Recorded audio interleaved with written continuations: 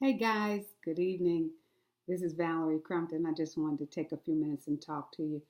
I was sitting here reading in the book of Revelations, the first chapter, reading about John's exile to the Isle of Patmos, and I got a new insight on what he was talking about.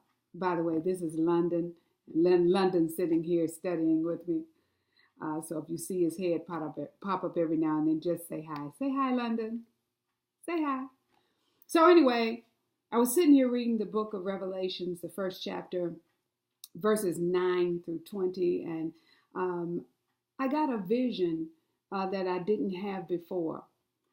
I saw John as he had been exiled onto the Isle of Patmos because of what he was doing, because he was preaching the word of God. His heart was heavy. And when his heart was heavy, he went into worship. And that kind of tells us what we need to do when we're going through trials and going through tests and situations. The first thing we need to do is to go and worship. And when we go into worship, we get our strength because it's there that we meet the Lord. And so while John was in worship, Jesus appeared to him. And he saw him in all his regalia. He saw him in bright lights. He got to see him in a way he had never seen him or experienced him before. It's interesting how trouble and how life will drive you to your knees.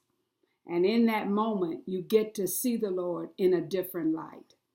And I'm so glad that we have the opportunity to experience God in a different light. And John says, I'm your brother in struggle. I know how it feels. I've been there. I've done that. And I can relate.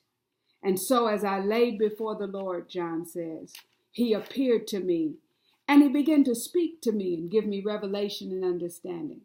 It's in those moments of worship that you get revelation and understanding. And you know what what I've experienced? When you go to God about what you're going through, he doesn't necessarily talk to you about what you're going through, but he does talk to you. The most important thing is he doesn't ignore you. He talks to you. He gives you peace in that moment. He gives you strength in those times.